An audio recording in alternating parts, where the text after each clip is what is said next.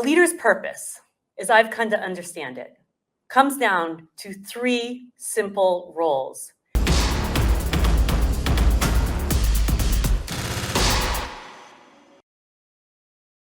If we have an attitude towards learning and want to create greater value and outcomes in our organization through a focus on people, our purpose is threefold. First, to set the direction. Where do we need to go? 2, provide the support to our people and our organizations to do their best and to grow and learn.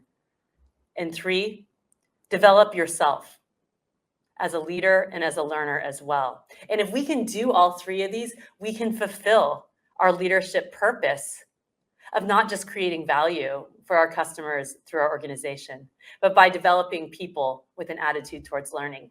And I call this the Leading to Learn framework, and it's so simple. What I want to talk to you today is a little bit about each of these and how you can be inspired to bring these concepts into your life and practice as well. There are complex tools and processes that can help us do these things, but if we get down to the basics, this is really how we amplify and accelerate our leadership impact. So the first is about setting direction. This is about providing a direction, a challenge, or a target to the people we work with. It is the responsibility of leaders in an organization at all levels to provide the clarity of where we need to go and that direction so that everyone in the organization can align their actions in a certain direction to achieve that outcome that we need for our customers. Having clarity of the target is very important. And it's important to emphasize too that this should be based on what is needed, not just what is achievable. This is something really invaluable that I learned from working with Mr. Yoshino and creating the book, Learning to Lead, Leading to Learn. Too often, in my experience, we limit the possibilities by only setting targets or challenges based on what we already think is possible. But when we have an attitude towards learning about the plan, do, study, adjust cycle of knowing that it's what we learn by not meeting the target the first time that allows us to grow and stretch and create something new. But then again, this requires us to have an attitude of learning, of knowing that it's what we learn from not meeting the targets that will help us get better and build and create. So what are the things that we need to accomplish for our customers, for our organization, and for the people who are working each and every day? And then how do we use our creativity to go there? How do we achieve so much more and align our actions together? And this is one of the key responsibilities of leaders in an organization. The second part of a leader's purpose is tremendously important. It's about providing support and creating the conditions for learning and creating the conditions for people to be successful. And this requires what I call to balance a continuum of setting a high challenge, but providing enough support. Support can come in many ways. It's about asking questions from a place of curiosity and caring, questions that challenge people to think about a situation or a problem in a new light, that think about the possibilities in a new way, that come up with creative ideas without taking over the responsibility for the actual problem solving. So how do we do that? How do we show up as a leader who coaches others to develop and grow? It's also about creating the conditions where people feel safe to try something, where there is not a culture of blame. One of my most favorite stories and experiences that Isao Yoshino shared with me when creating our book was about his early time at Toyota. He was a recent university graduate, about 22 years old, and he had joined Toyota not to work on the front line, but to work in the back office to support the marketing and other processes at the organization. However, his orientation program was a multi-month program where he was assigned to go out and do work to learn the value creation work, how to make cars of the organization, but also importantly to learn the culture from a leadership side of this philosophy of we make people while we make cars. And he had a really memorable experience that brought this point home for him. He was working in the paint shop, and his job, his one responsibility, was to pour a can of solvent and a can of paint into a large vat. This is in the late 1960s. So the large vat, they would mix up the paint, and then as the cars came down the line, they would spray the paint on the cars. This went on for several weeks, mixing the paint and the solvent. And one day, one of his managers came running up to the paint shop and said the paint wasn't sticking to the cars. Over 100 cars would have to be repainted. And all eyes went on young Mr. Yoshino. And he immediately thought, uh-oh, am I going to get in trouble? And maybe the first experience or first reaction of his managers was one of frustration and upset. But they didn't act on that. Instead, they went over and they asked him, show us the process by which you poured the paint and the solvent into the vat. And so he did. He showed what he did, and it became very clear that the cans looked almost identical.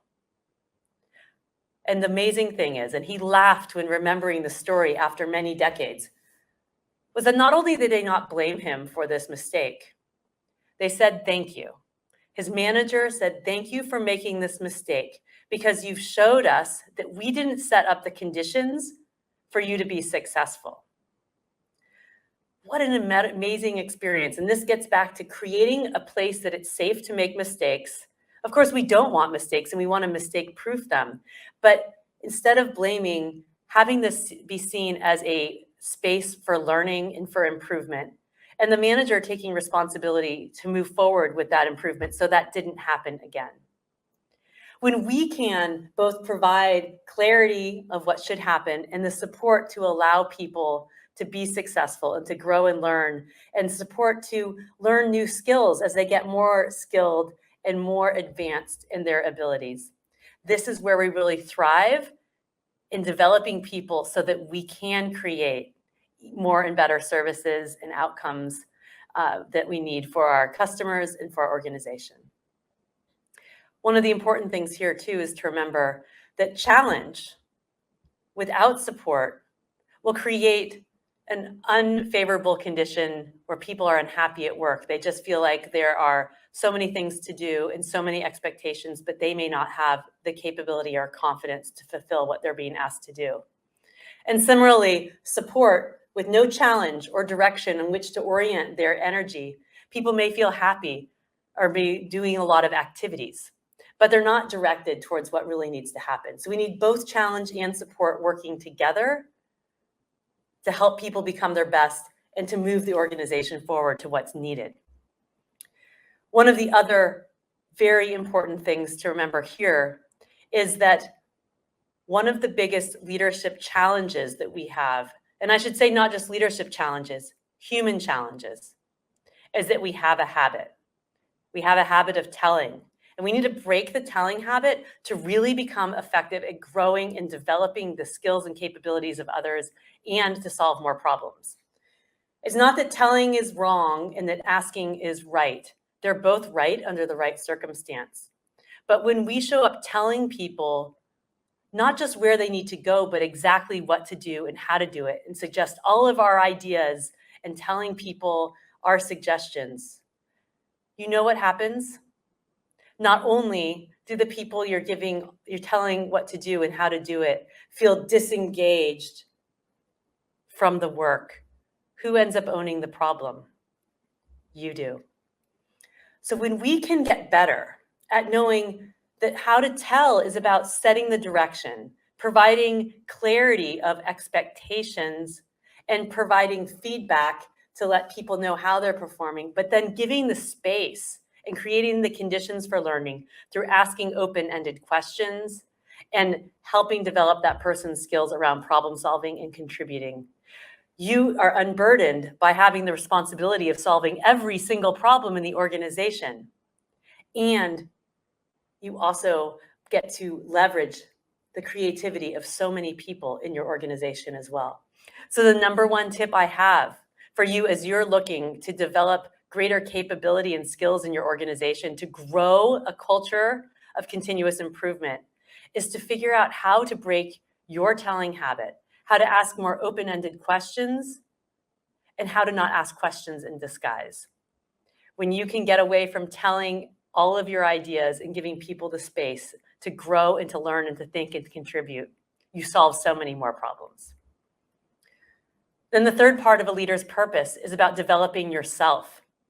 And this goes back to this concept that the things that led to our earlier career success as independent contributors or as experts in our field of giving answers and coming up with solutions does no longer serve us when our responsibility is also to help grow and develop a team.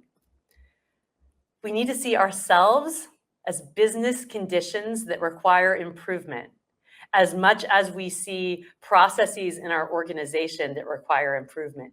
It's about how each of us show up as human beings to contribute to a purpose of learning, growing, and more, and to solve and achieve important problems and outcomes that we need for our customers.